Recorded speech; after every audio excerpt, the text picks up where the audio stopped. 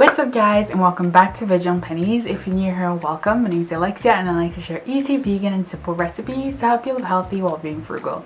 So as you can tell by the title of this video, today I'm sharing with you 4 easy tips for vegans who live with non-vegans. So I've been vegan for the past 5 years and I'm the only vegan I know. I don't have any vegan friends, any vegan family, so I've kind of learned throughout the years to like navigate my way around, a non-vegan society, non-vegan friends, non-vegan family, because let's be real, even though like the media makes it seem like a lot of people are going vegan every year, there's still like it's still a really small percentage of the population who is vegan. So it kind of makes sense that I don't really know any people who share the same lifestyle. So I thought I would go ahead and film this video and share some helpful tips for you to help you out. So without any further ado, let's just get right in the video. So tip number 1 I have for you is establish boundaries. So everyone's different, every vegan is different, but I know that general rule, most vegans really don't want to cook like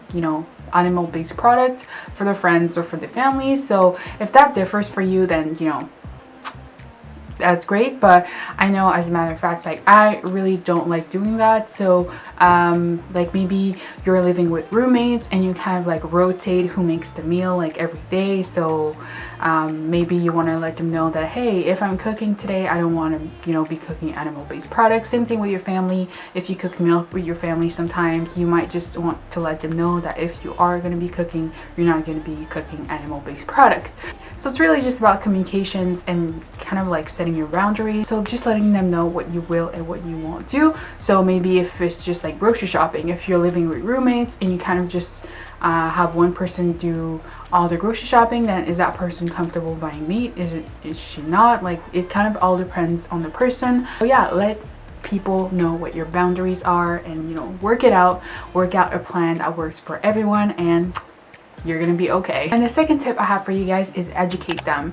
So sometimes most often most non-vegans will know that stuff like dairy, cow milk, or like beef and chickens are obviously like no-goes for vegans, but most of them won't know stuff like like fish ingredients or like gelatin or stuff like that. So if they want to be nice for you and cook a meal for you and say, oh, I'm cooking for you, it's going to be like a vegan meal for you, just let them know, like just double check and let them know, okay, does this have gelatin, does this have like chicken stock, beef stock, like all those like little things that most non-vegans won't think about. They'll just educate them so they know, and if they want to surprise you with like a vegan cake or a vegan meal, then you'll know it's all safe and good for you to eat. So very important step. The third tip I want to share with you guys is stay chill.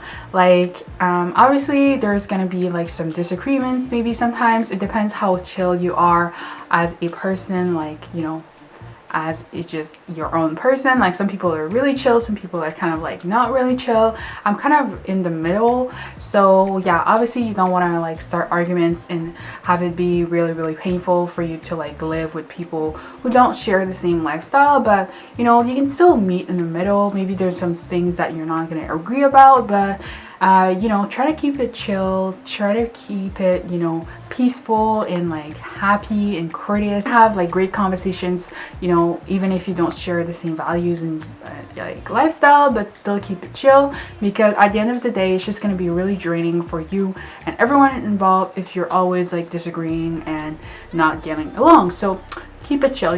And the fourth tip is make really good meals. Like I really believe in the saying that is show by actions and not really what you say. So if you make really good meals that are really satisfying, vegan or not, they're going to be enticing, and people are going to want to try them. So it could be a good way to like pass the message or anything like that. Just like making meals in your house or wherever you live and letting other people taste it so they can see that vegan food is not always bland and distasteful. It can be really good. That's a tip I have, is just making really good bomb vegan meals, and yeah, just letting other people know that vegan food can be really good. I remember at my university we had this like vegetarian month in October, and we would host like this little kiosk where I was part of the, I think, the environment club. So we would prepare like little vegetarian and vegan dishes, and we would like present them on our kiosk.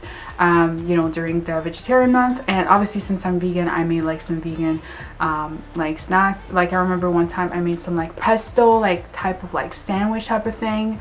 Other time I made desserts, and every time I would make really good food. So people would come and taste it and see and be like surprised, like, oh my gosh, like vegan food is actually bomb. And I'm like, yeah, vegan food can be bomb just like any non-vegan food can be really bomb or really bad. Put your best foot forward, make some really good food, let other people taste it just so they can know that it's really good. And finally, I just want to say that even though you might be the only vegan you know, there is plenty of groups online where you can connect with other vegan and like make friendships and stuff like that.